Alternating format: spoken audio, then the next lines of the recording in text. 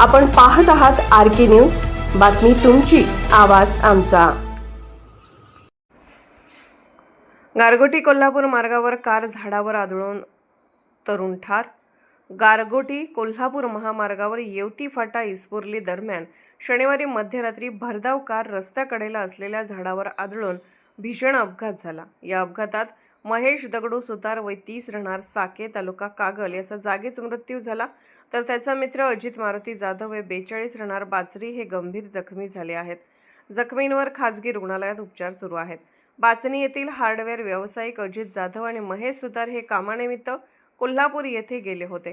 ते कोल्हापूरहून गावी परतत असताना हा अपघात घडला।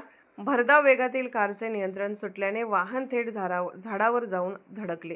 धडक इतकी जोरदार होती की कारच्या पुढील भागाचा अक्षरशः चक्काचूर झाला। या अपघातात महेश सुतार यांचा जागीच मृत्यू झाला।